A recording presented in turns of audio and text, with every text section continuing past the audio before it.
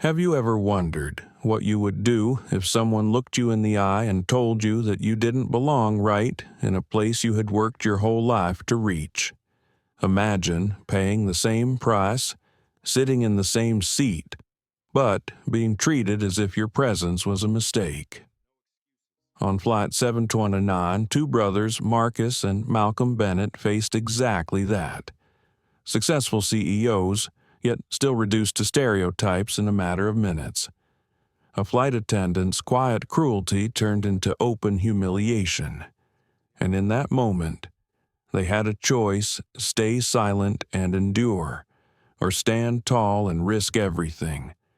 Now ask yourself, if it were you, sitting in that seat, would you have had the courage to push back, or would the fear of being punished for speaking out keep you quiet?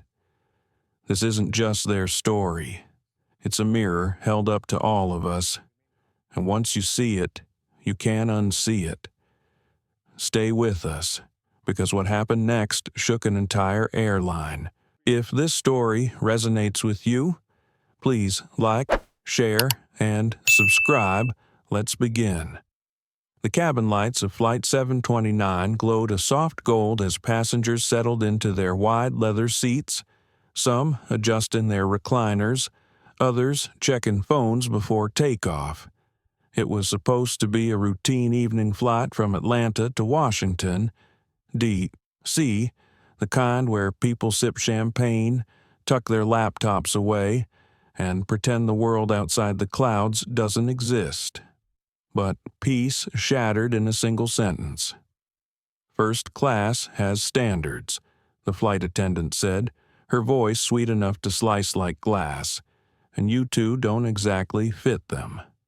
The words hung in the air like smoke, acrid and unmistakable. Heads turned. Conversations froze. Fingers that had been scrolling Instagram or sending last-minute emails suddenly hesitated. Some passengers gasped audibly, others exchanged uneasy glances and sank deeper into their seats as though hoping the moment would pass without requiring their involvement. Marcus Bennett looked up slowly from the boarding pass still clutched in his hand. Beside him, his twin brother, Malcolm, stiffened, his jaw tightening, his grip firm around the armrest. They had been in the middle of adjusting their laptops, preparing to review one last document before the meeting that awaited them in D.C. Now, every muscle in their bodies went taut. The attendant, Clara Whitman, stood above them, posture rigid, smile practiced. To anyone else, it might have seemed like she was simply enforcing a rule. But to Marcus and Malcolm, the venom beneath her words was crystal clear. It wasn't about rules.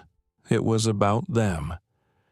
Across the aisle, an elderly woman covered her mouth in shock.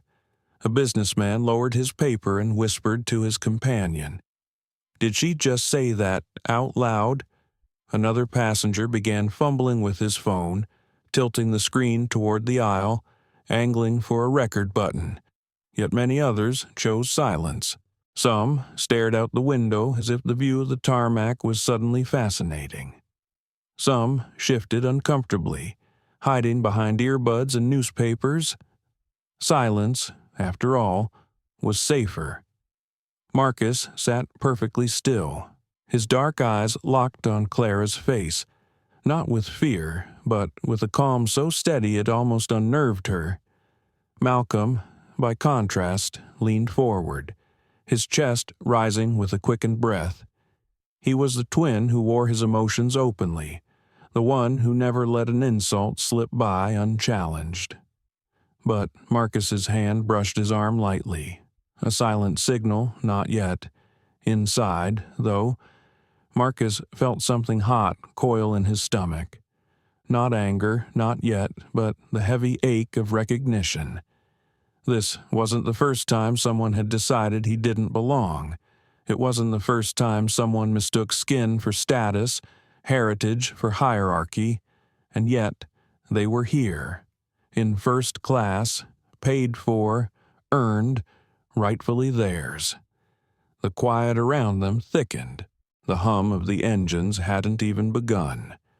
But the cabin already felt like a courtroom where everyone waited for the next word, the next reaction. Marcus straightened his blazer, his tone measured when he finally spoke. "We have our seats. You've checked our passes already." Clara's smile widened, but not with kindness. "Sometimes there are mistakes. Passengers your age usually travel elsewhere on the plane." Malcolm's lips parted, sharp words on the edge of his tongue.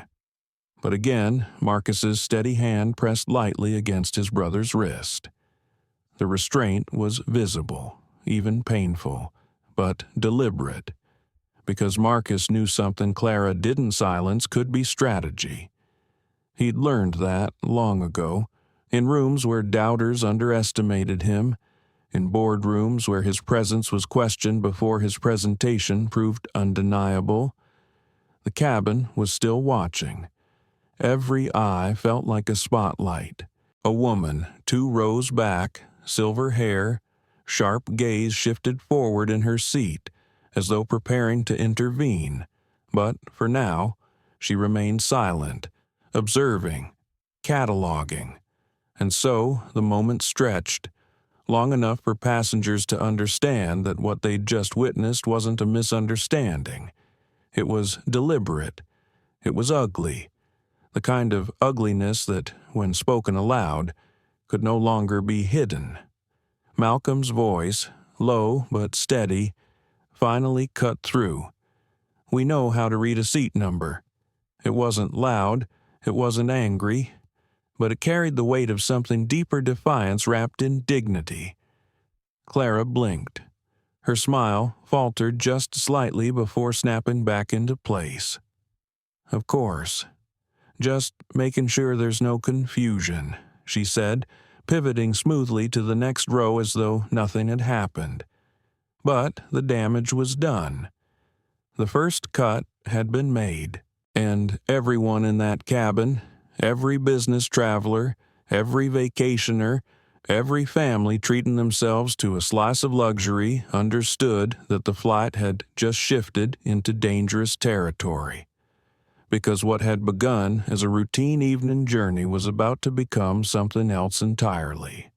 A confrontation, a test, and, before it was over, a story that would travel far beyond the walls of this aircraft.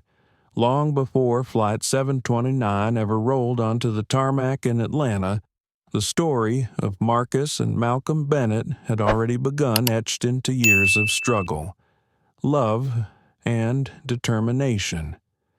To understand what these brothers carried with them into that cabin, one had to look back at the roads that shaped them. They were born in Birmingham, Alabama, during a summer so hot the air seemed to shimmer. Their mother, Angela, was a nurse who carried an endless supply of patience and warmth. Their father, David Bennett, was a high school history teacher who loved jazz records and Sunday sermons. It was David who planted the first seeds of resilience. He would sit with his boys on the worn leather couch, the sound of Miles Davis floating in the background, and tell them about the world they were stepping into. "People will doubt you," he'd say, his voice calm but steady. "Sometimes because you're young, sometimes because you're black, but you don't live your life proving them wrong. You live it proving yourself right. You belong anywhere your hard work takes you." When Angela passed away from breast cancer, the twins were just 16. Grief fell heavy in that little house. Marcus shut himself in, burying his sorrow in books, teaching himself coding late into the night. Malcolm channeled his pain differently through debate clubs and student council speeches, throwing himself into every opportunity to use his voice. Their father, exhausted but determined, became their anchor. He packed lunches, graded papers at the kitchen table, and reminded them, even in the quietest hours, that they were not alone. The twins graduated at the top of their high school class, both earning scholarships to Georgia Tech. There, their paths began to diverge in style, though never in purpose. Marcus built apps, tinkered with software, fascinated by systems that could connect people. Malcolm gravitated toward people themselves, networking, pitching, speaking with a natural charisma that turned heads in crowded auditoriums. When they were 25, they co-founded Bennett Dynamics, a tech startup aimed at making financial tools accessible to underserved communities. At first, no investor wanted to hear from them. Meetings ended with polite smiles or not-so-polite rejections. One investor, after shaking their hands, had muttered under his breath, "Ambitious kids," but not exactly the face of Silicon Valley. Marcus remembered every word. Malcolm, fiery and restless, had wanted to confront the man. But Marcus had put a hand on his brother's shoulder, whispering, "Let's build something so undeniable they'll wish they hadn't turned us away." And they did.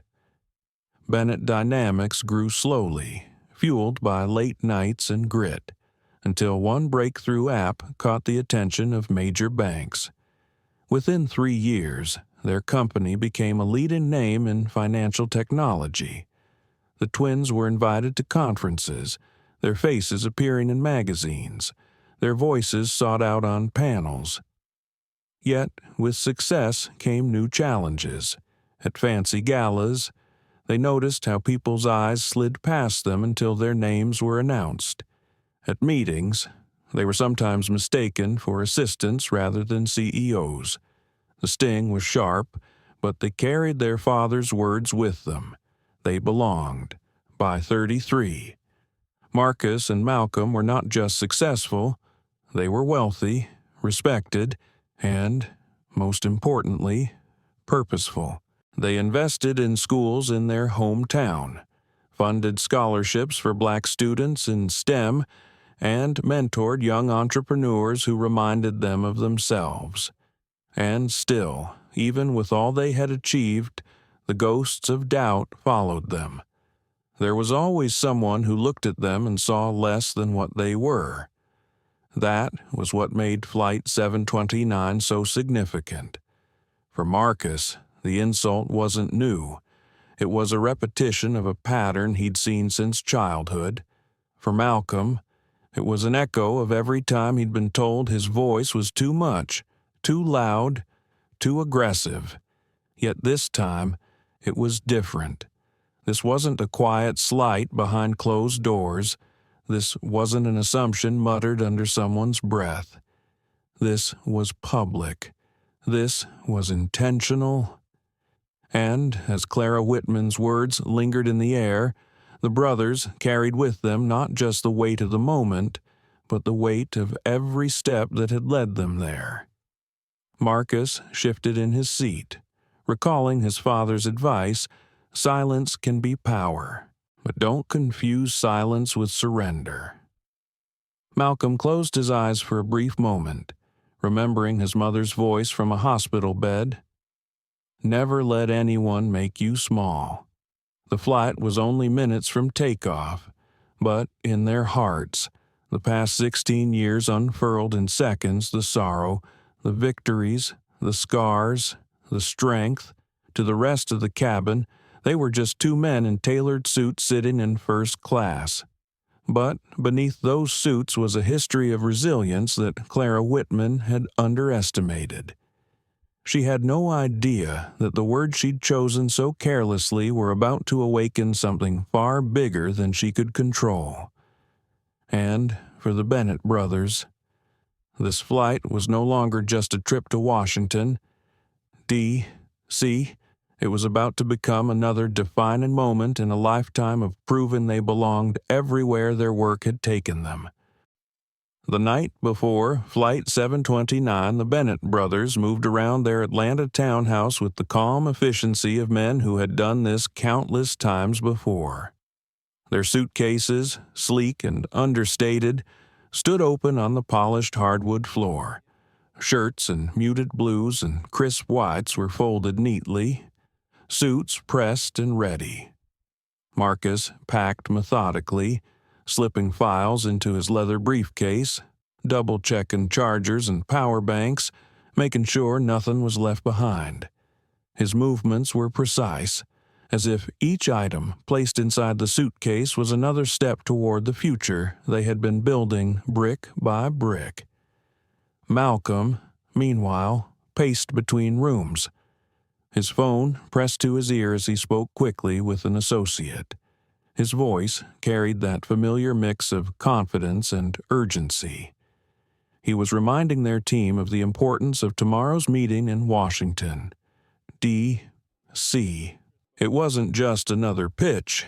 It was the kind of contract that could expand their company's influence on a national scale. "Everything is on schedule," Malcolm said, glancing toward his brother. "We'll be in D.C. before lunch, sign by afternoon, celebrate in the evening." Marcus raised an eyebrow at the word celebrate, but he smiled faintly. Malcolm always looked ahead, always lived in the energy of what came next. Marcus grounded them, ensuring no detail was overlooked. Together, their balance had carried them through storms that would have sunk most startups. Their father, David Bennett, called just as Marcus zipped up his suitcase. His voice, warm but tinged with age, filled the speakerphone. "You boys ready for tomorrow?" he asked. "As ready as we can be," Marcus replied. "More than ready," Malcolm added, grinning as though his father could see it through the line. David chuckled softly. "I know you are. Just remember, this isn't only business. Every time you walk into those rooms, every time you sit in those seats, you're carrying more than yourselves. You're carrying the proof of what's possible." There was a pause. The brothers exchanged a glance, the kind that spoke of memories that never fully faded. The long years after their mother's death, the countless nights they had wondered if their dreams were too ambitious. The weight of proving, again and again, that they belonged. "Dad," Malcolm said quietly. "We know." David's tone softened. "I trust you do, and I'm proud of you both, always." When the call ended, the townhouse settled into a thoughtful silence. Marcus sat at the edge of his bed, staring at the neatly arranged suitcase at his feet. His mind ticked through tomorrow's itinerary, but beneath the surface, he felt something heavier, a quiet unease. He knew how often flights, meetings, and even casual interactions had carried moments that reminded them of their difference. He didn't expect trouble, but he knew it was never impossible. Malcolm leaned against the doorway, watching his brother. What he asked, reading Marcus the way only a twin could. "Nothing," Marcus said, though his tone betrayed him. Malcolm stepped inside, folding his arms. "You're thinking too much again." Marcus finally looked up, his expression calm but serious. "I'm just reminding myself, tomorrow's not only about contracts, it's about presence. We can't afford to let anything shake that." Malcolm nodded slowly, his features softening. "Then we won't." The morning came early, with the soft glow of dawn spreading across Atlanta. The brothers, dressed in tailored suits, understated yet commanding. Marcus adjusted his tie with quiet precision, while Malcolm checked his reflection twice before slipping on his watch. They arrived at Hartsfield-Jackson Airport with time to spare. The terminal buzzed with its usual orchestra of rolling luggage. Boarding calls and coffee orders shouted over the crowd. To most people there, the Bennett brothers were just two more travelers in line. But as they moved towards the first-class check-in, They carried themselves with a quiet confidence, the kind born not of entitlement, but of hard-won achievement. The check-in agent, a young black woman named Keisha, greeted them warmly. Her smile widened when she saw their names on the screen. "You're the Bennett brothers, aren't you?" she asked, her tone both excited and respectful. "I read about you in the business journal. Congratulations on your last funding round." Malcolm grinned. "Delighted. That's us." Marcus inclined his head politely. "Thank you."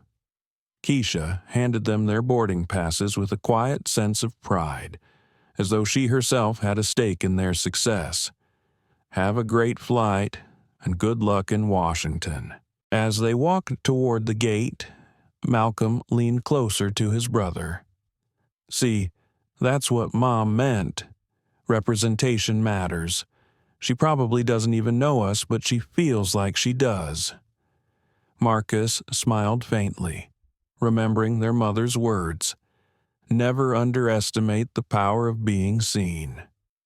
The boarding area was a microcosm of America itself. Families wrangling children, business travelers glued to laptops, couples whispering excitedly about vacations ahead. Among them, the Bennett brothers stood out, not because of their suits, but because of their presence. They were calm, prepared, quietly commanding. Still, Marcus felt that faint unease again, like a low hum beneath the surface. He brushed it aside, reminding himself that today was about opportunity, not obstacles. When boarding was called, they stepped into the first-class line, handing over their passes with ease. Their seats awaited them at the front of the plane, plush leather, wide armrests, the quiet luxury they had earned. Marcus settled in, placing his briefcase beneath the seat, pulling out the folder with the contract draft. Malcolm glanced around, already relaxed, already thinking ahead to the victory they were about to secure.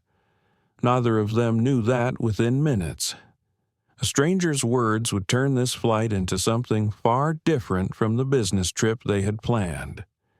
The plane hummed with quiet activity as passengers settled into their seats. Overhead, bins clicked shut. The scent of brewed coffee lingered in the air, and the low murmur of conversations floated through the cabin. For many, this was just another flight, another few hours of sky and silence before arriving in Washington.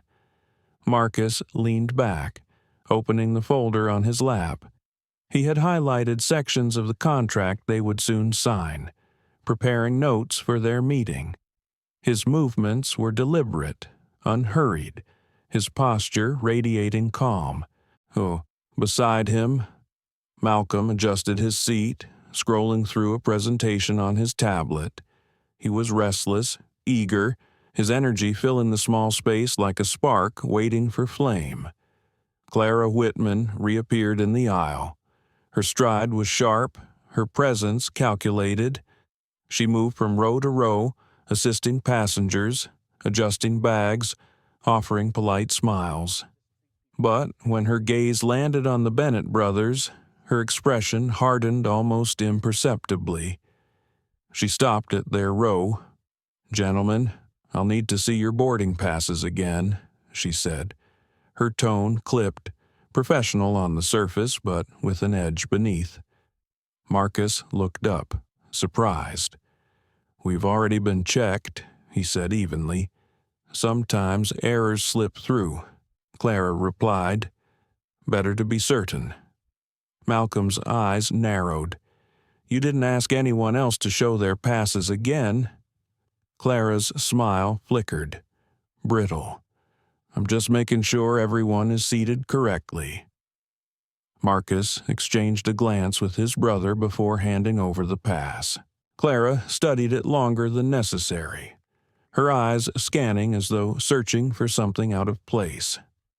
Then she handed it back with a curt nod. "Thank you," she said, before moving on without explanation. The silence that followed was heavier than before. A man across the aisle lowered his phone, watching carefully.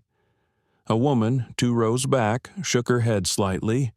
Most others looked away, unwilling to involve themselves. Malcolm exhaled sharply. You see that she didn't check anyone else? Marcus placed the boarding pass back into his folder. I saw. His tone was calm, but his jaw was set. Clara returned again a few minutes later, this time with a different remark. Gentlemen, I'll remind you to keep your personal items completely beneath the seat. In first class, we have higher standards of order. Malcolm looked down at the briefcase neatly tucked under Marcus's seat. It was exactly where it should be. He glanced around quickly. Other passengers had bags sticking out just as far, some even further, but Clara had said nothing to them. Marcus raised his eyes, his voice low but steady. Our belongings are stowed properly. Clara's lips curved into a smile that didn't reach her eyes. Just following procedure. She moved on again, leaving tension in her wake. Malcolm shook his head. She's singling us out. Marcus didn't answer right away. He turned a page in his folder, pretending to read, though his mind was already cataloging each interaction, each slight. Clara's visits continued. During the safety check, she positioned herself directly in front of their row, blocking their view of the demonstration. When Marcus asked politely if she could step aside, her reply came with icy condescension. Gentlemen, this information could save your lives. Pay attention instead of chatting. The words struck harder than the tone. Malcolm's grip on his tablet tightened. He wanted to respond, to challenge her openly, but Marcus gave him a subtle shake of the head. Not yet. Across the cabin, Eleanor Green, silver hair, clear eyes watched closely. She had lived through decades of civil rights battles, seen injustice in many forms. The signs were unmistakable to her. She leaned slightly forward, her hands resting on the armrest, her body alert. The Harrisons, seated near the front, noticed too. Their teenage daughters whispered questions, confusion playing on their young faces. Why were the men being treated differently? Why was the attendant so sharp with them when she smiled at everyone else? Their parents shifted uncomfortably, realizing what their children were seeing. And still, most passengers said nothing. Malcolm leaned closer to Marcus. How long are we supposed to sit here and let this happen? He asked under his breath. As long as it takes, Marcus answered quietly. His calm tone belied the storm gathering inside him. She's revealing herself. Every word, every action. The more she does, the clearer the truth becomes. Malcolm shook his head, restless. Feels like being 16 again, always having to prove we belong. Marcus glanced at him, his eyes softening. We've been proving it all our lives. This is just another stage. But remember, our strength is not just in how we rise, but in how we choose the moment. Malcolm leaned back, frustrated but trusting his brother's wisdom. Clara passed by again, her eyes flicking toward them, sharp and watchful. She had no idea that every step, every look, was being recorded in memory by men who had spent years navigating prejudice with dignity. To the untrained eye, these were small things, an extra check of a boarding pass, a curt reminder, a blocked view, but to Marcus and Malcolm, and to those paying attention, the pattern was clear. It was the slow tightening of a rope, the deliberate carving of a line that said, "You don't belong here." And as the plane taxied toward the runway, the brothers sat in silence, their bodies still but their minds turning. They knew what was happening. They knew what it meant. And they knew this flight was not going to remain ordinary, because prejudice rarely stopped at whispers. It grew, it spread, it demanded to be seen. And when it demanded too much, the Bennetts would be ready to answer. The plane was climbing steadily, engines humming with the familiar rhythm of ascent. Windows glowed faintly as the sun slipped lower on the horizon, washing the cabin in streaks of gold and shadow. First-class passengers adjusted their seats, accepted glasses of champagne, and settled in for what should have been a comfortable flight. For Marcus and Malcolm Bennett, comfort was already slipping away. Clara Whitman returned with the beverage cart, her smile polite as she poured sparkling wine into crystal glasses for the first row. She moved down the aisle gracefully, exchanging pleasantries with passengers, asking about their destinations. Every interaction was smooth, rehearsed, a perfect performance of service, until she reached the Bennetts. Her eyes flicked to Marcus and Malcolm, then to the bottles lined neatly in the cart. She hesitated for the briefest moment, her smile stiffening. "What will it be for you, gentlemen?" she asked. Marcus gestured calmly. "Sparkling water for me." And he glanced at Malcolm, who leaned forward slightly. "Champagne," Malcolm said with a nod. "Thank you." Clara's hands moved quickly, but instead of pouring into the crystal flutes lined up on the tray, she reached beneath the cart and pulled out 2 plastic cups. She filled one with sparkling water, the other with champagne, and set them on the tray table in front of the brothers.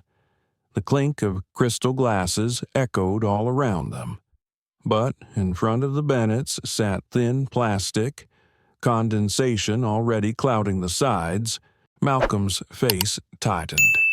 He looked at the cup, then at Clara. "Excuse me," he said, his tone sharp but controlled. "Aren't those supposed to come in glassware?" Clara blinked, her expression cool. "Sometimes we make adjustments. For us," Malcolm pressed. Clara tilted her head, her smile never reaching her eyes. "For efficiency." She turned before he could respond, moving briskly down the aisle to the next passenger, who received champagne poured elegantly into a tall crystal flute. Marcus set his plastic cup down carefully. "Don't," he said under his breath, sensing the storm building in his brother. Malcolm leaned closer. "She's making it obvious, and everyone sees it." He was right. Eleanor Green's sharp eyes watched from a few rows back, her lips pressed tight. The Harrisons' teenage daughters whispered, stealing glances at the brothers' cups before glancing back at the glittering glasses in their parents' hands. Even Anthony Delgado, seated diagonally across, adjusted his phone discreetly, as if capturing the moment. Marcus inhaled slowly, steadying himself. The more obvious she makes it, the less she can deny it.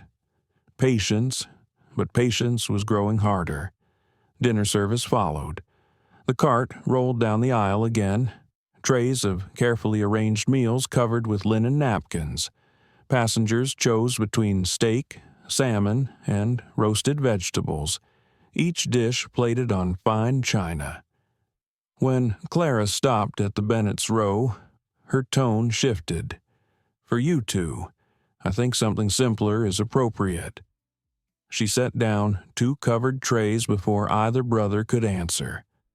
When Malcolm lifted the lid, he found a plastic-wrapped sandwich, the kind usually handed out in economy, sitting beside a packet of pretzels.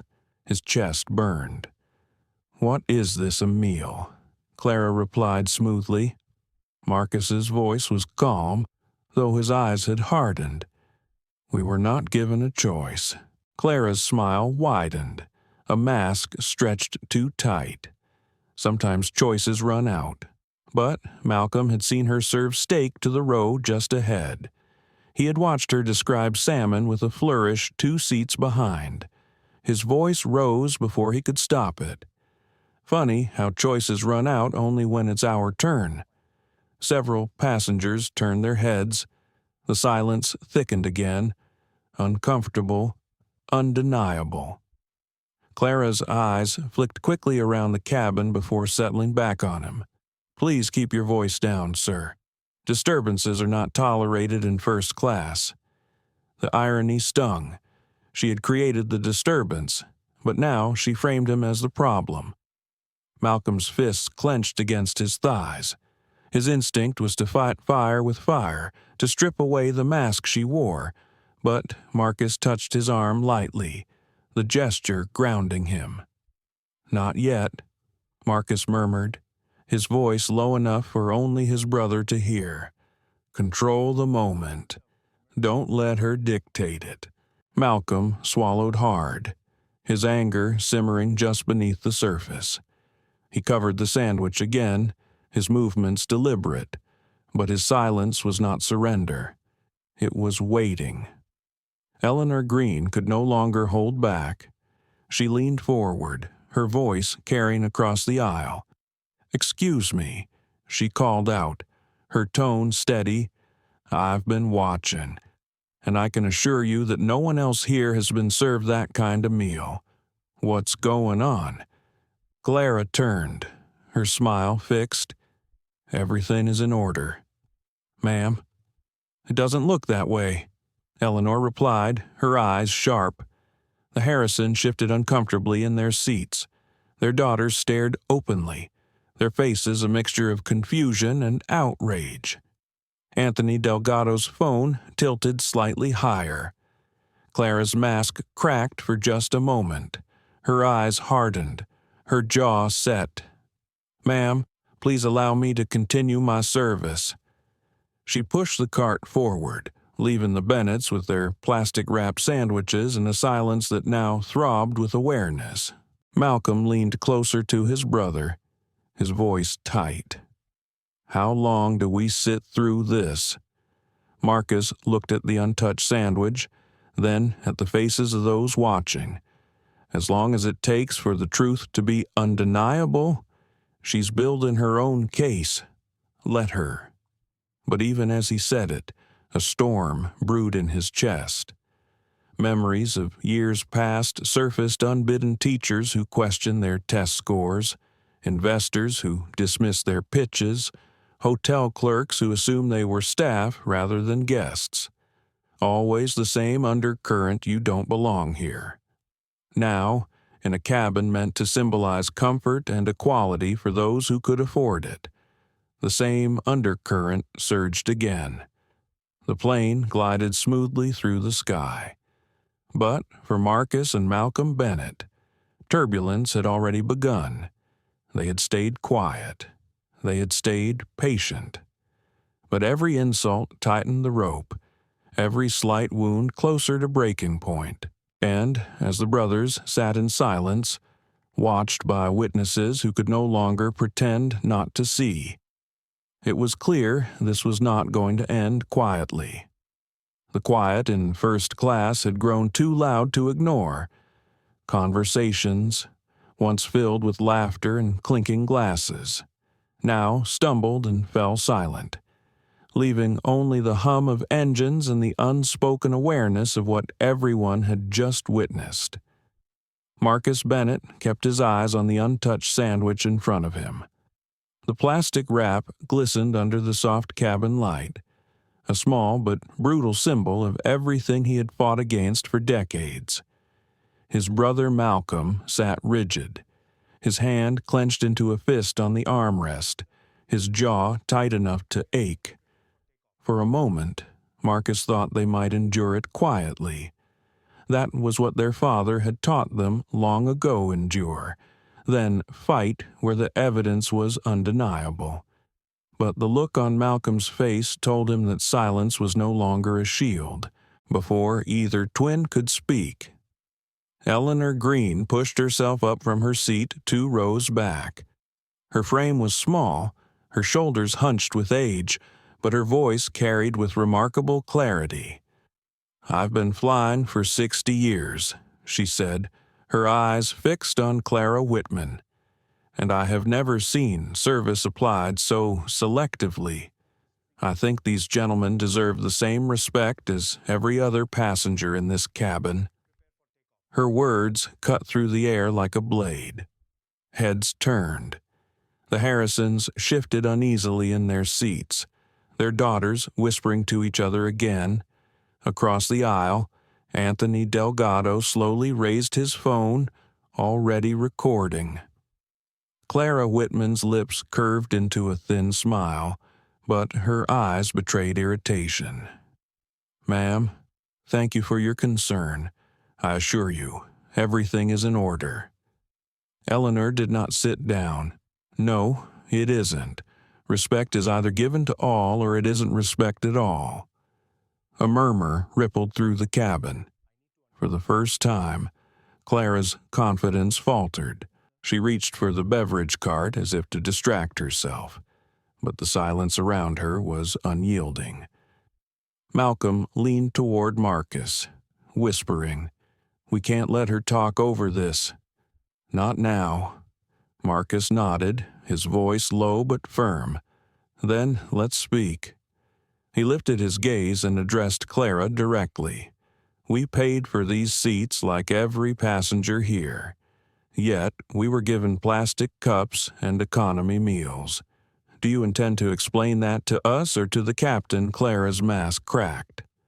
"Sir, please lower your voice. Disruptions are not tolerated in first class. Neither is discrimination," Marcus said evenly. His calm was sharper than anger, and it forced every listening ear to focus. The Harrisons' teenage daughter blurted suddenly, "Why didn't they get the same meals we did?" Her voice carried the blunt honesty of youth. The girl's mother tried to hush her, but it was too late. The question hung in the air like smoke. Clara turned, her tone clipped. "Young lady, that's not your concern." Her father, Robert Harrison, finally spoke, his voice low but steady. "Actually, it is our concern, because if our daughters were treated this way, I'd want someone to say something." It was a line drawn in the sand. Silence was no longer a shield for anyone in that cabin. Anthony Delgado stood slowly, his phone still recording, his presence calm but commanding. "For the record," he said, addressing Clara directly, "my name is Anthony Delgado. I'm a civil rights attorney. I've been documenting every interaction since beverage service. What I've witnessed so far constitutes prima facie evidence of discrimination." Gasps rippled through the cabin. Clara's posture stiffened. "Sir, this is not a courtroom. Please take your seat."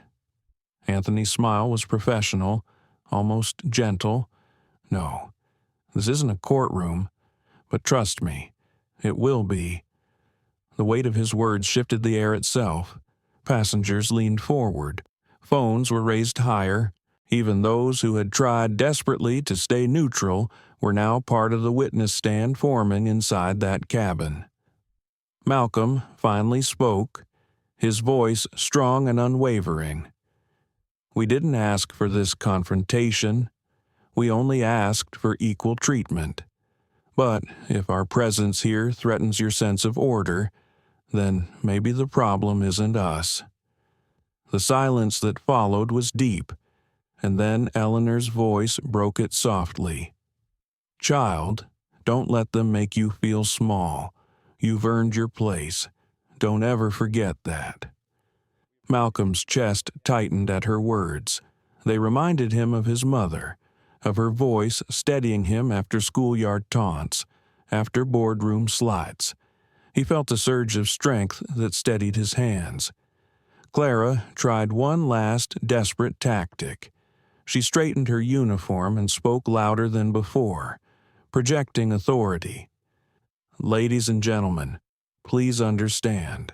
My job is to maintain safety and order on this flight. When passengers become disruptive, it is my responsibility to take action. These two have raised their voices and challenged my instructions. That behavior is unacceptable. It was the oldest trick in the book: shift blame onto the victims. Frame them as aggressors. Paint her own hostility as professionalism. But this time, the passengers were no longer fooled. Robert Harrison stood. No, ma'am, that's not what happened. They've been calm and respectful. I've watched every moment. The disruption has only come from you, his wife added. Our daughters are watching. They're old enough to see the difference, and they see it clearly.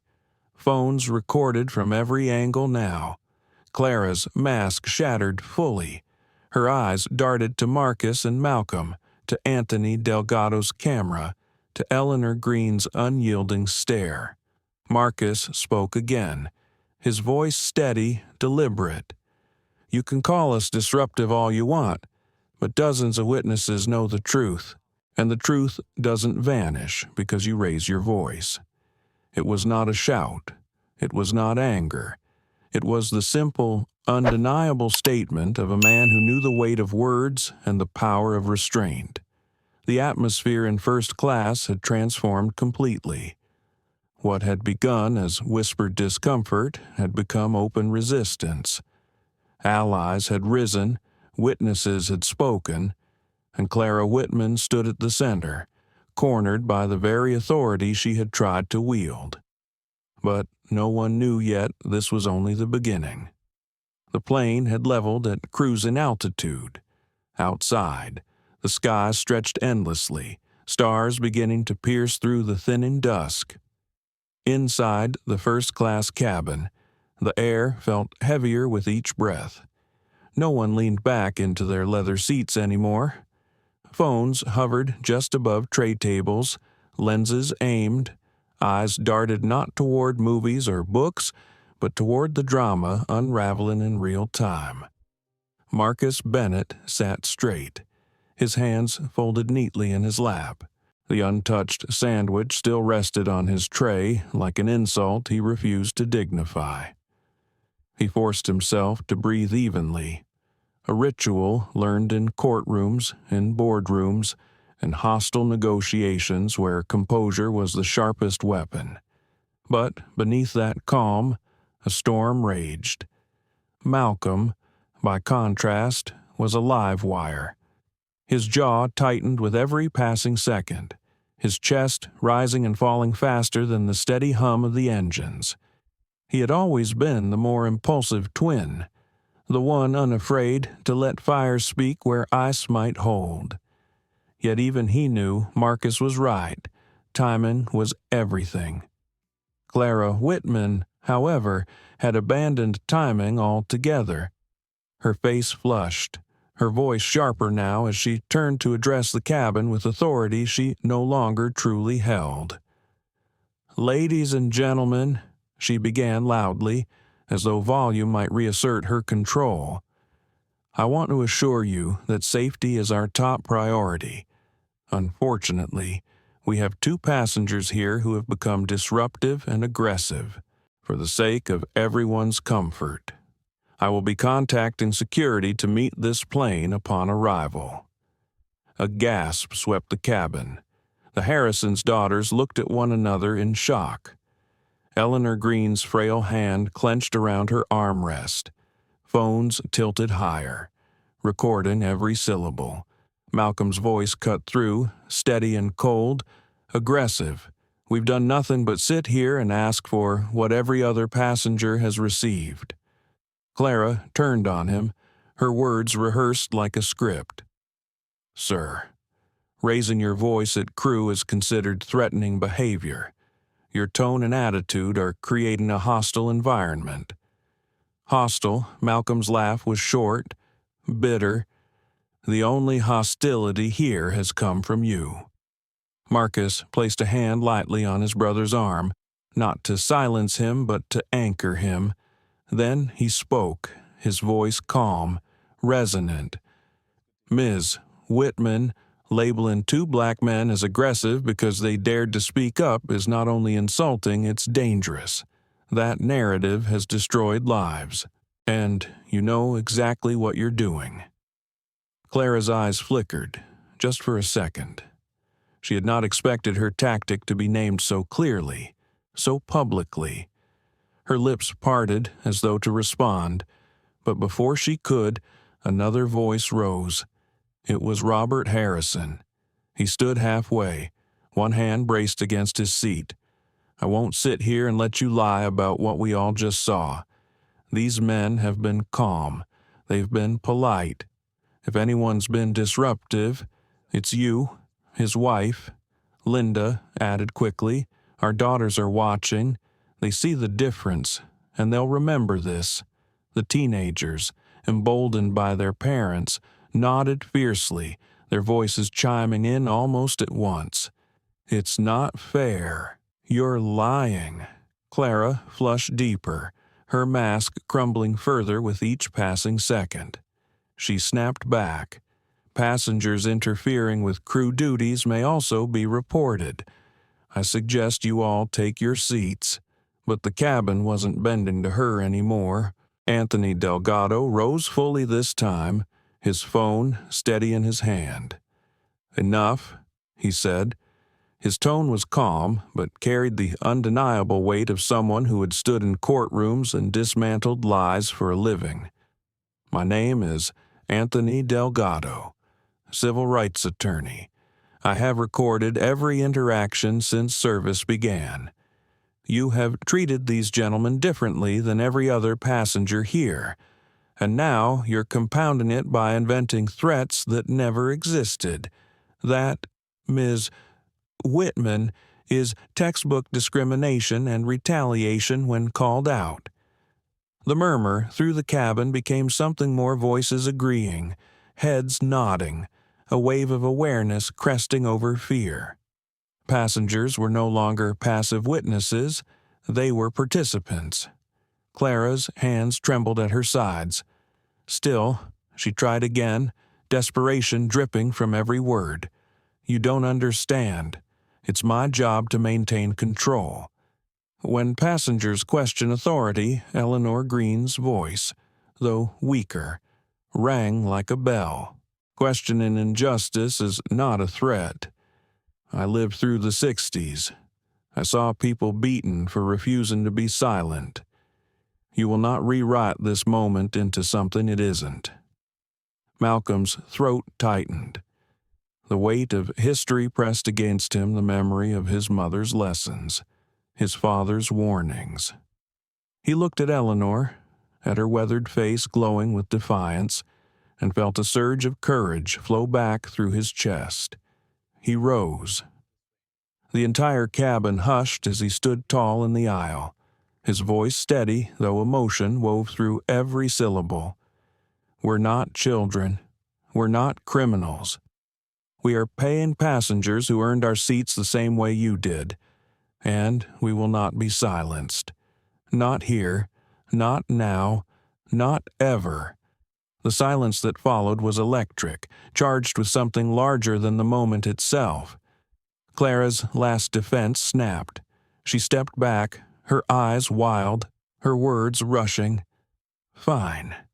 If you refuse to cooperate, you'll be removed from this aircraft. Security will be waiting, and you'll explain yourselves to them." It was the breaking point. Gasps rippled again. The Harrisons' youngest daughter whispered, "She's lying," loud enough for her whole row to hear. Phones across the cabin caught every second. Marcus finally stood too, joining his brother, his presence a steadying counterbalance. His voice was softer but carried an even greater authority. "You've threatened us with removal for nothing but dignity. You've tried to weaponize fear against us, but you've underestimated one thing. Truth doesn't travel alone. It has witnesses, it has evidence, and it has power you can't erase." Applause broke out. At first scattered Eleanor's trembling hands clapping. Robert Harrison's palms striking firmly but soon swelling as more passengers joined. It wasn't thunderous, but it was enough to drown out the pretense of Clara's control. Clara froze, her face pale, her authority collapsing in front of dozens of eyes and lenses. For the first time, she realized the story was no longer hers to control. It belonged to the cabin, to the Bennetts, to every witness who had chosen not to stay silent. And somewhere deep inside Marcus, a shift occurred. He had wanted patience. He had hoped silence might let the truth reveal itself. But now he knew the moment had arrived when silence became surrender. And surrender was not an option. The cabin had become a stage. Every passenger a witness, every word etched into memory and onto phone screens. Clara Whitman stood frozen, her announcement of security intervention still hanging in the air like a toxic cloud. Yet, instead of silence, the sound of applause lingered, unsettling her more than any insult could have. Marcus and Malcolm Bennett remained standing, side by side. Their presence filled the narrow aisle not with aggression, but with a calm strength that seemed to reverberate through the cabin walls. Marcus's hand rested lightly at his side, his face controlled, his voice carrying the patience of someone who knew the exact weight of his words. He looked directly at Clara. "You've spoken of authority, Ms. Whitman. You've insisted this is about safety. But what you've done is something much more dangerous. You've turned prejudice into policy, and then tried to disguise it as procedure." The words were quiet, but the impact was seismic. Heads turned, passengers leaned in. Clara's lips parted, but no reply came. Malcolm stepped forward slightly, his tone sharper. "You've lied about us. You've tried to intimidate us. And now you've threatened us with removal, all for asking for what everyone else was given without question." Clara's hands shook as she gripped the cart handle. Her voice faltered. I was doing my job." Marcus exhaled slowly, the kind of breath taken before a courtroom verdict. He raised his voice just enough for the entire cabin to hear. "Then perhaps it's time we make clear exactly who you've been targeting." The pause that followed was deliberate, heavy, almost theatrical. He turned to the passengers, meeting their expectant eyes one by one. "My name is Marcus Bennett. This is my brother, Malcolm. Together, we're the co-founders and CEOs of Bennett Global Solutions. Some of you may have flown on aircraft equipped with the software our company designed, or stayed in hotels running on our energy systems, or even used smartphones powered by our patented chips." A collective murmur spread through the cabin. Phones wavered as passengers whispered to one another. Recognition flickered in some faces. The Bennetts weren't just any men in suits, they were names that carried weight in the tech and business world. Marcus continued, his voice steady. "We didn't buy these tickets as a gift or by mistake. We bought them because we can, because we earned the right to be here, through years of work, sacrifice, and perseverance. And what we've been given tonight is not service.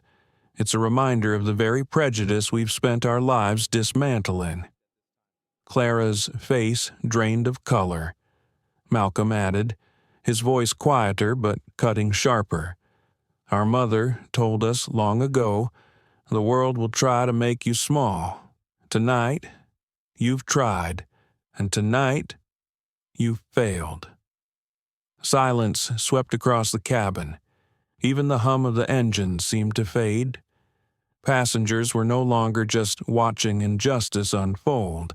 They were witnessing history compress itself into this narrow space at 30,000 feet.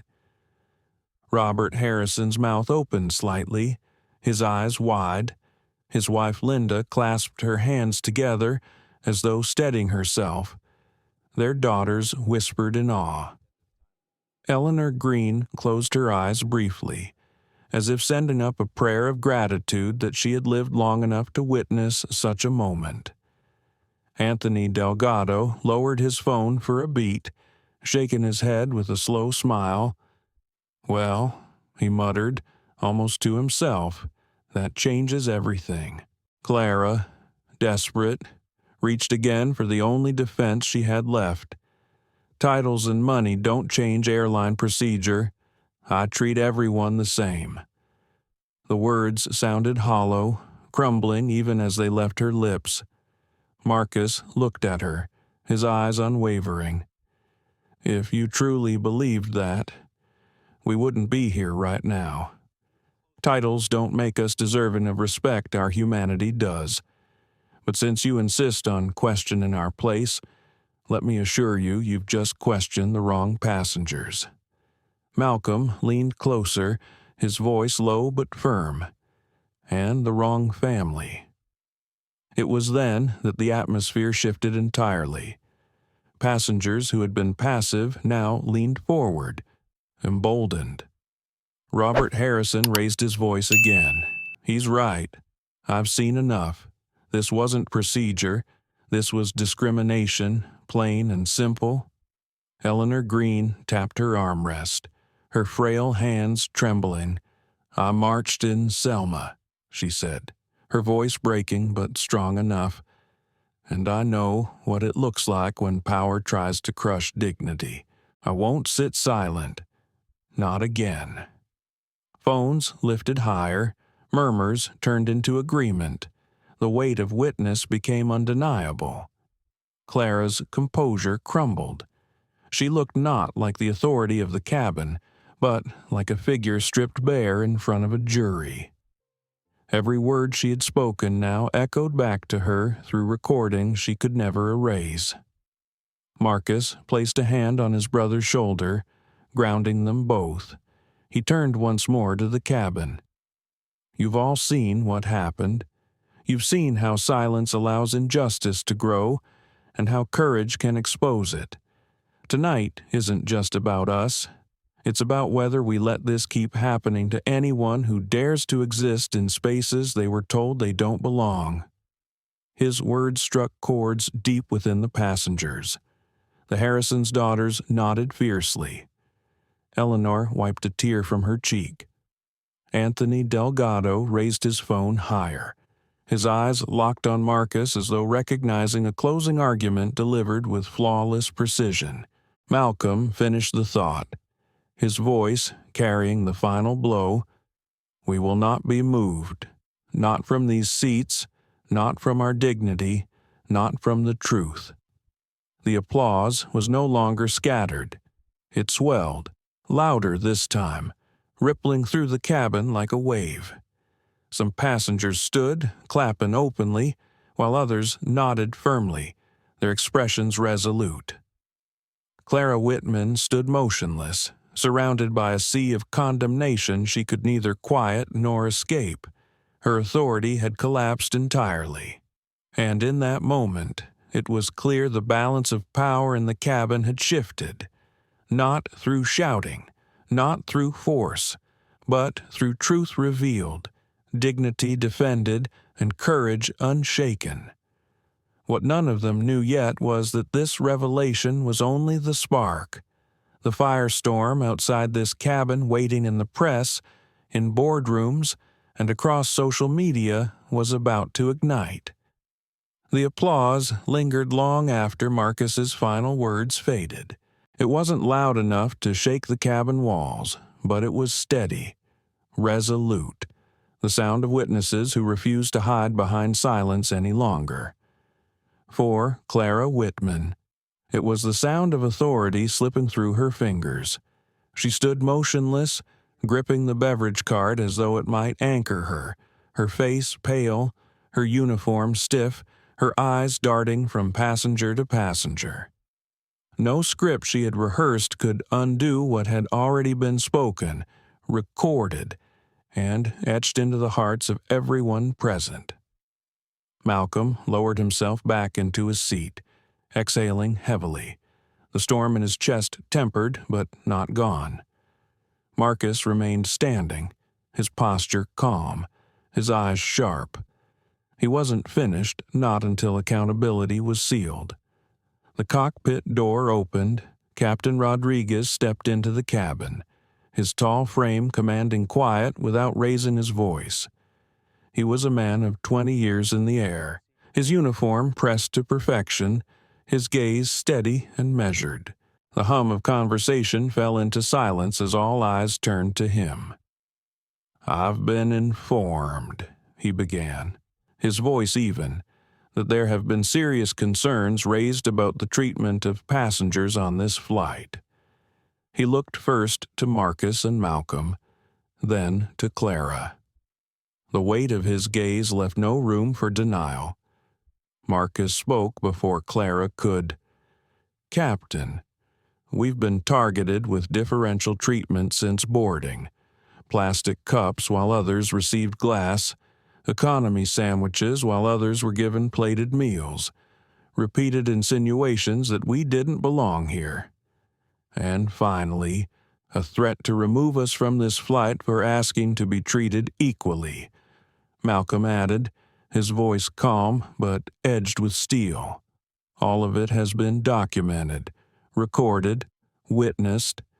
The captain turned his head slowly, scanning the cabin. Phones hovered in hands. Eyes nodded in agreement. Eleanor Green's frail hand lifted as though in court. "It's true," she said firmly. "Every word of it."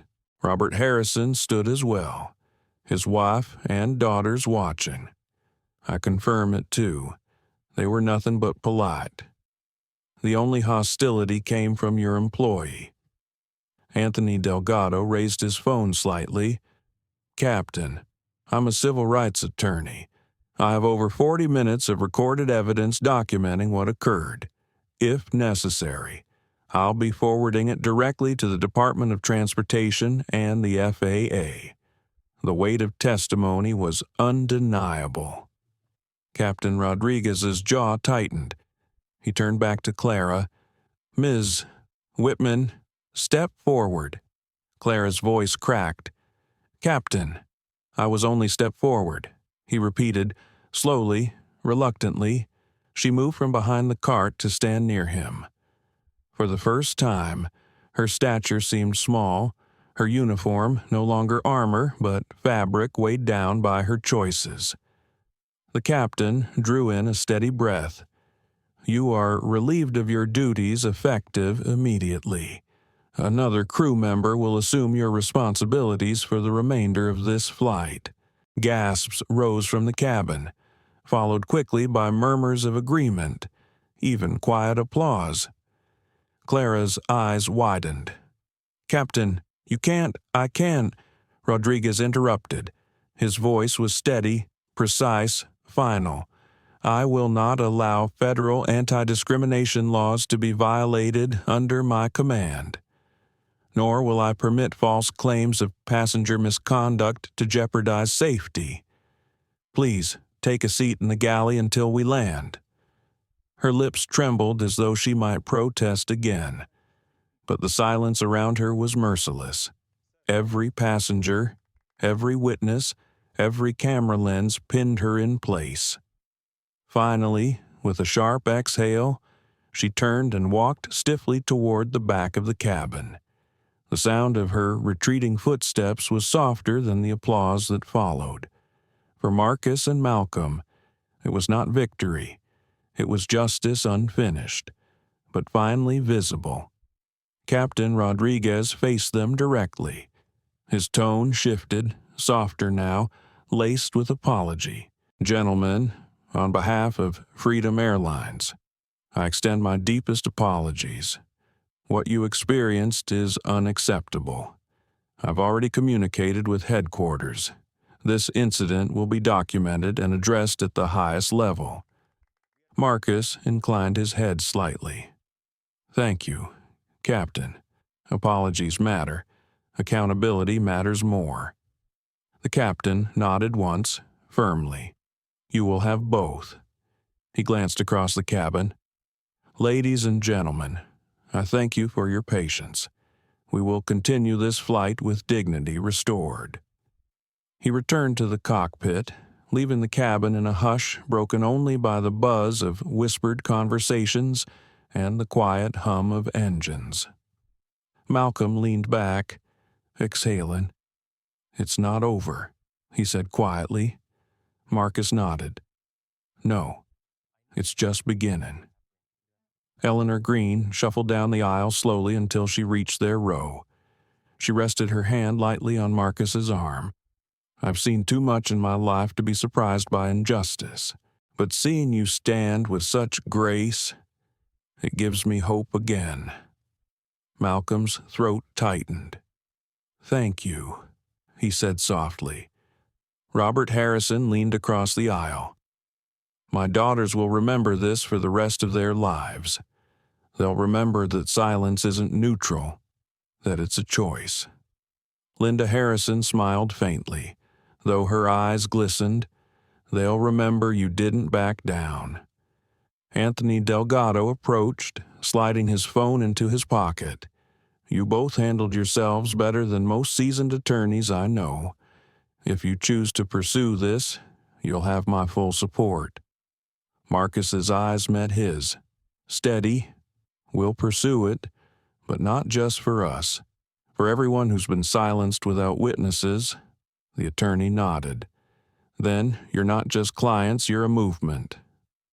The weight of his words settled into the cabin, and even passengers who hadn't spoken now looked at the Bennetts differently, not just as victims, but as leaders, symbols.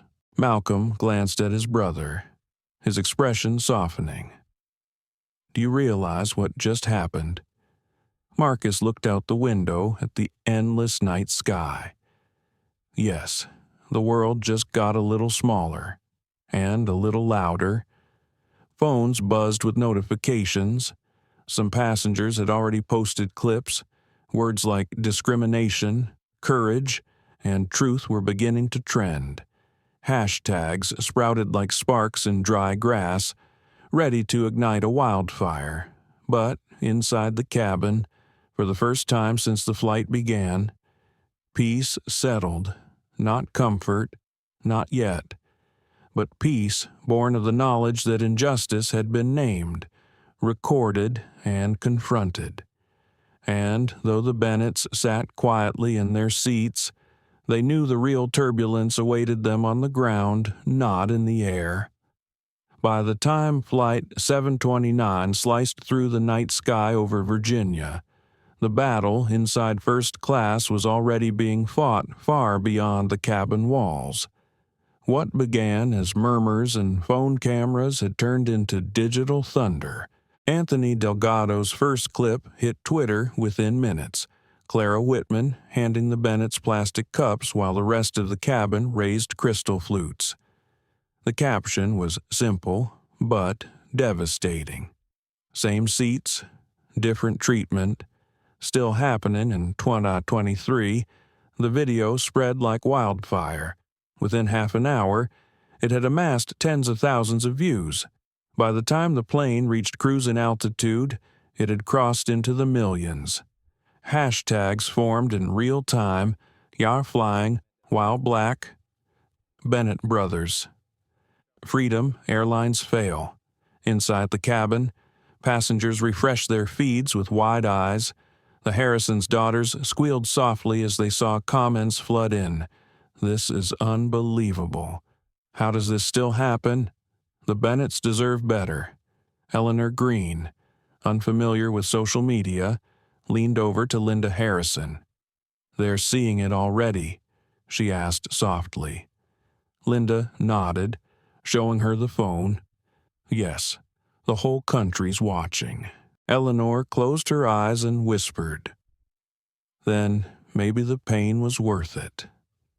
Meanwhile, in the back of the plane, Clara Whitman sat rigid in a jump seat, her hands gripping her knees, her ears burning with the sound of whispers she could no longer control. Every vibration of a phone felt like another gavel striking against her. She had lost the narrative, and she knew it. At Freedom Airlines headquarters in Dallas, the crisis team's phones lit up before midnight. Notifications piled like falling dominoes. The communications director burst into the CEO's office with a tablet glowing. "It's trending," she said breathlessly. "You need to see this." On the screen, Marcus and Malcolm Bennett appeared calm, dignified, explaining with restraint the discrimination they had faced. Around them, passengers voiced support. The applause filled the recording. The CEO, Richard Langston, leaned back in his leather chair, his face pale. He had heard the name Bennett before Bennett Global Solutions, a powerhouse in the tech industry, a company Freedom Airlines itself relied on for logistics software. "Dear God," he muttered. "Do you have any idea who they are?" Back in the cabin, Marcus refreshed his own phone reluctantly, his brows knitting as he saw his name trending. He turned the screen toward his brother. "It's everywhere already."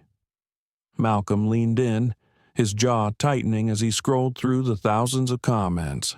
"Look at this. People are calling us heroes. Some are calling us troublemakers, but they're all talking." Marcus exhaled slowly. The narrative is no longer just ours to hold. That's the blessing and the curse. Anthony Delgado, hearing their low voices, leaned over from across the aisle. "Gentlemen, you should know you've become a symbol tonight. People are starved for stories where the truth is undeniable, where injustice is caught on tape, and you handled yourselves with more dignity than most politicians I've ever seen." Malcolm shook his head, a mix of pride and unease in his expression. "We didn't come here to be symbols. We just wanted to get to D.C."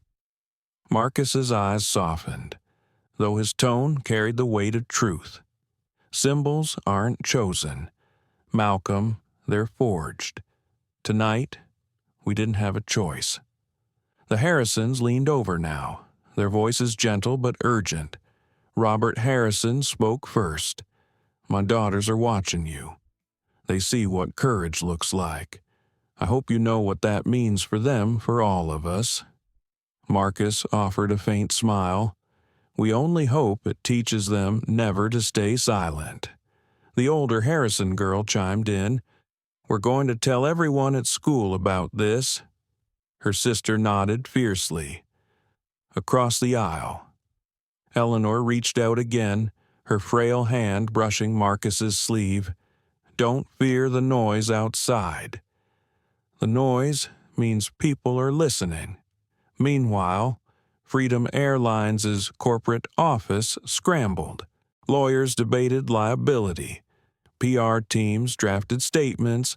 Some executives urged silence until the plane landed, while others demanded an immediate apology. Langston, pacing the room, snapped, "Every second we wait, we lose more. Issue a statement. Say we're investigating. Say we take it seriously. And for God's sake, suspend Whitman inside the cabin." Marcus leaned back, exhaustion finally breaking through his composure. His eyes drifted to the window where the stars glimmered coldly against the velvet sky. For years, he had fought battles in boardrooms, where discrimination came dressed in suits and polite language. But here, at 30,000 feet, stripped of pretense, the truth had never been clearer or more brutal. Malcolm shifted beside him, his voice quieter now. "Do you ever get tired of it, always having to prove it, always having to stand taller just to be seen equal?" Marcus turned his head, studying his twin. He saw not just frustration but weariness etched into every line of Malcolm's face. His answer came soft, almost tender. "Every day. But then I think about what Mom said about how dignity isn't something given. It's something we carry. No one can take it unless we set it down. Malcolm closed his eyes briefly, swallowing hard. Then we never set it down. Phones buzzed again. A passenger whispered loudly. CNN just picked it up. Another voice added, "It's already on the front page of Reddit." The cabin filled with a strange electricity, part outrage, part awe, part history being written in real time. Anthony Delgado chuckled softly, shaking his head. "Gentlemen, you're going to step off this plane into a storm. But remember, storms can clear skies too." Marcus gave a faint smile. "Then let's hope this one clears more than just skies. Let's hope it clears paths." As the plane descended toward Washington, every passenger knew they weren't landing into ordinary night. They were landing into history. Their names tied forever to a flight where injustice was exposed, where silence was broken, and where truth refused to stay hidden. Clara sat alone in the galley, staring at her folded hands, the roar of her career unraveling in her ears. Her name would be remembered too, though not for loyalty or professionalism, but for the moment she tried to weaponize prejudice and was stopped by unity. The Bennetts sat side by side, brothers not just by blood, but by struggle. The weight of the world pressed against them, yet their shoulders remained unbowed, because the truth was no longer theirs alone. It belonged to everyone watching. The descent into Washington, D.C., felt longer than it was. The hum of the engines, the flicker of seatbelt signs, the subtle tilt of the cabin, all ordinary sensations for seasoned travelers. Yet for Marcus and Malcolm Bennett, each moment carried the weight of anticipation. They weren't just landing, they were stepping into history. The cabin buzzed with quiet energy. Phones refreshed endlessly as passengers checked live feeds, news outlets, trending hashtags. The Harrisons' daughters whispered excitedly, showing their parents clips from TikTok where their faces blurred but recognizable were already circulating. Eleanor Green sat with her hands folded, her eyes closed as though bracing herself for the flash of cameras she knew would be waiting. Anthony Delgado leaned across the aisle. "Gentlemen, when those doors open, it's not going to be like any arrival you've had before. The press will be there, protesters, maybe, corporate representatives too. Are you ready?" Malcolm gave a low laugh, though there was no humor in it. "Ready? No one's ever ready for this." Marcus answered more quietly, his voice measured. "We didn't choose this moment, but we'll stand in it." The wheels touched down with a jolt.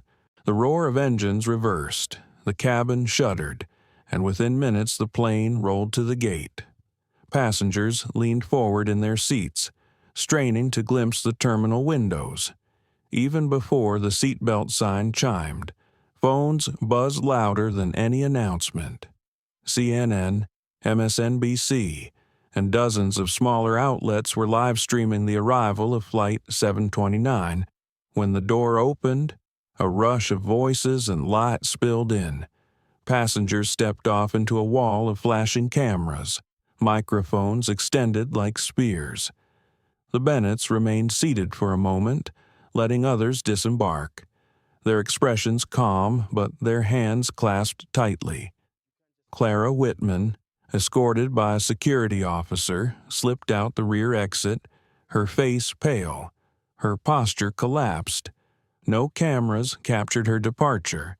Her name was already written across headlines, but her face would not dominate the story. Finally, Marcus and Malcolm stood. Passengers parted for them instinctively, some touching their arms in solidarity as they passed. Eleanor whispered, Go with grace, children." The Harrisons offered small nods, their daughters wide-eyed with awe. Anthony Delgado walked close by, not as an attorney now, but as a shield. The jet bridge opened into chaos. Flashbulbs flared, reporters shouted questions. "Mr. Bennett, what happened on that flight? Do you believe Freedom Airlines is guilty of systemic discrimination? Are you planning legal action?" The brothers didn't rush. Marcus lifted his chin slightly, scanning the sea of faces. He chose one question, one voice that cut through the noise. "What message do you want to send tonight?" a young black journalist called out, her microphone trembling slightly in her hand. Marcus stopped, his voice carrying over the din. "The message is simple. Dignity is not optional. Respect is not a luxury. We paid for our seats like everyone else. We expected equal treatment like everyone else. What we received was discrimination disguised as procedure, and what we learned is that silence only allows it to continue. So we chose not to be silent." The crowd erupted cheers, applause, more questions hurled. Malcolm added, his voice stronger, sharper, "And this isn't just about us. It's about every person told they don't belong. Tonight, we proved that standing firm matters. Tomorrow, we'll prove it again if we have to." Security ushered them toward a private exit, but not before the press had captured enough to fill headlines for days. Clips were online within minutes, the Bennetts framed by microphones, their words echoing like a call to action. At Freedom Airlines' headquarters, the crisis team scrambled harder. Richard Langston stared at the statement drafted by PR, short, bland, the kind of corporate apology meant to appease without admitting. He slammed his fist on the desk. "This won't hold. These aren't anonymous passengers. These are the Bennetts. Do you understand what that means for us?" The PR director stammered. We've already suspended Whitman. We've said we're investigating." Langston's eyes burned. "It's not enough. We're talking about CEOs who could dismantle half our systems if they wanted. We're talking about a story that's already reshaping the national conversation. Draft something real, and prepare a call. I want to speak to them personally before morning." Back in Washington, Marcus and Malcolm were whisked into a waiting car, Anthony Delgado sliding in beside them. The door shut, muffling the roar of media outside. For the first time since the cabin erupted, silence returned. Malcolm let out a long, ragged breath. "It feels unreal, like we were just on a plane, and now this." Anthony looked at them both. "This is the cost of truth. You didn't just stand for yourselves.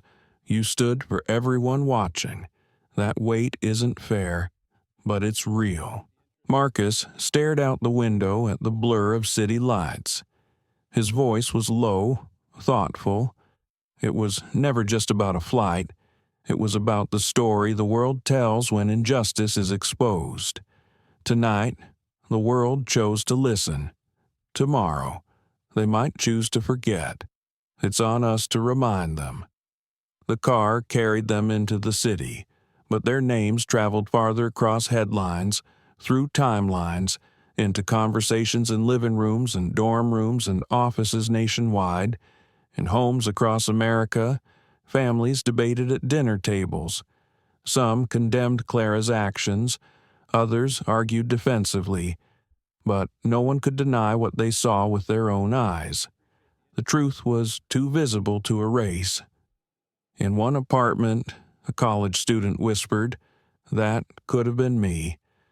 In another, a mother told her son, "That's why we keep teaching you to stand tall." In boardrooms, executives muttered nervously about corporate liability. In churches, preachers scribbled notes for Sunday sermons. And in a quiet hotel room in D.I.C., Marcus and Malcolm Bennett sat side by side, exhausted but unbowed. They had not asked to become symbols, but symbols they had become. Marcus finally broke the silence.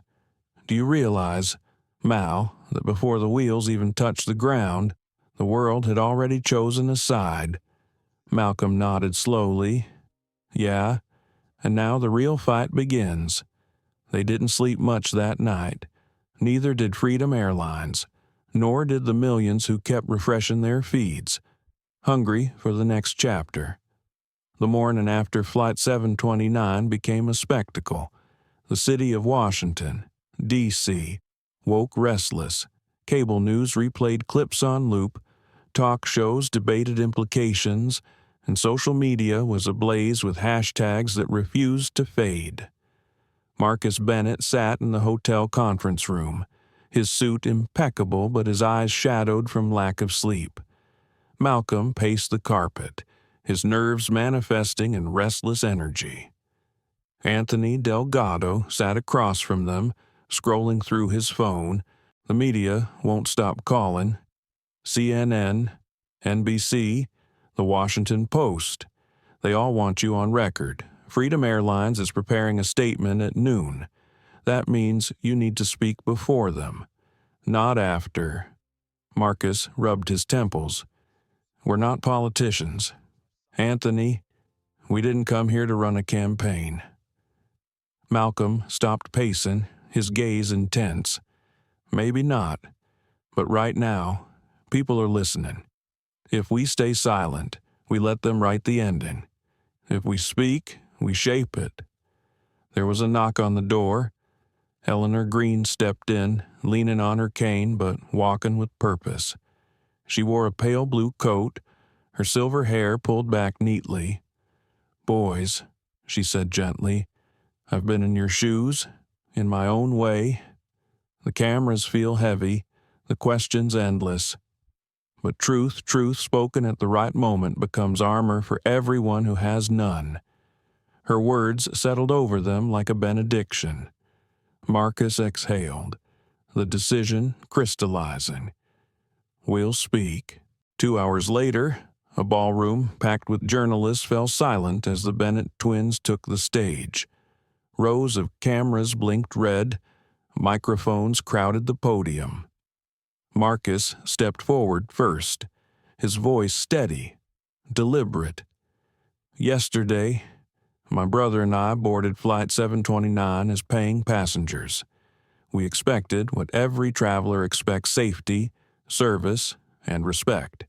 Instead, we were met with suspicion, humiliation, and discrimination." Gasps rippled, though the facts were already well known.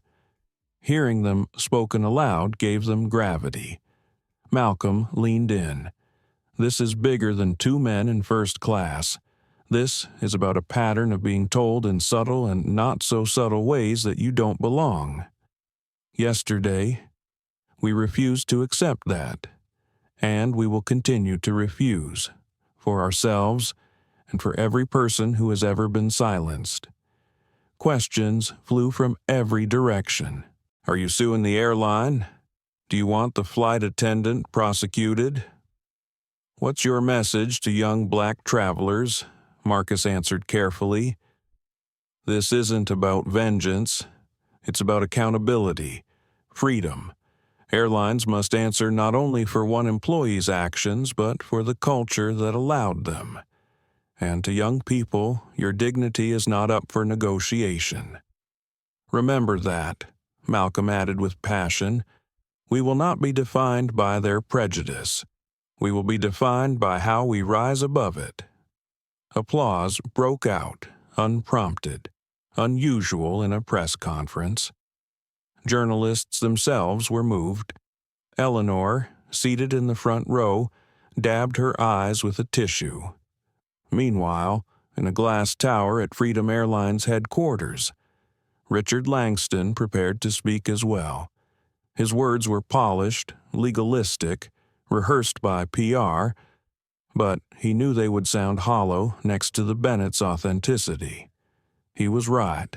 By evening, side-by-side clips told the story clearly, one speech born of lived pain and hope, the other of corporate self-preservation. The public knew which voice to believe. In the days that followed, the ripple widened. Churches used the story in sermons. Schools used it in civics lessons. Hashtags turned into rallies at airports. Passengers across the country began documenting their own stories of bias in travel. Freedom Airlines announced new training, new oversight, but trust was already eroding. Through it all, Marcus and Malcolm stayed grounded. They gave interviews, yes, but they also spent nights walking the quiet streets of D.C., talking like they used to as kids about dreams, about fears, about their late mother's voice telling them to stand tall. One night, Malcolm admitted what had been gnawing at him. Sometimes I wonder if we made it worse. Maybe if we'd just kept our heads down, none of this would have spiraled. Maybe people will see us as troublemakers, not as men who just wanted respect. Marcus stopped under a street lamp, looking at his brother with quiet conviction. Mal, people will call us what they want, but think about the faces on that plane. The Harrison's girls, they saw what standing up looks like. Eleanor, she saw hope that her fight wasn't wasted. Anthony, he saw proof his work matters, and millions of others. They saw themselves. That's not worse. That's necessary. Malcolm's eyes glistened, but he nodded. The doubt eased, replaced by something steadier purpose. On the 5th day after the incident, they returned to Atlanta. At the airport, a crowd was waiting. Not reporters this time, but ordinary people holding signs, "We stand with the Bennetts. Dignity has no price." Children wore homemade T-shirts with their names. An elderly man clasped Marcus's hand and whispered, "You fought for me too." As they moved through the crowd, the weight of exhaustion lifted slightly. The story was no longer theirs alone. It belonged to everyone who believed in something better. That night, Marcus sat at his desk, writing in a leather-bound notebook. Malcolm leaned against the doorframe. "What are you writing?" Marcus smiled faintly. A reminder. That power isn't in wealth or titles. It's in refusing to let the world shrink you.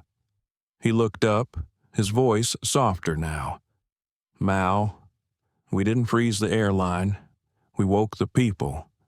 The room fell quiet. The truth of it lingered like a vow. And somewhere, in countless homes across America, people repeated their words, carried their example, and chose perhaps for the first time to speak instead of staying silent. Because sometimes, when silence breaks, the world finally listens. The story of Marcus and Malcolm Bennett is not only about injustice on a plane, it is about dignity in everyday life. It reminds us that no matter how much success we achieve, prejudice can still find its way into our paths.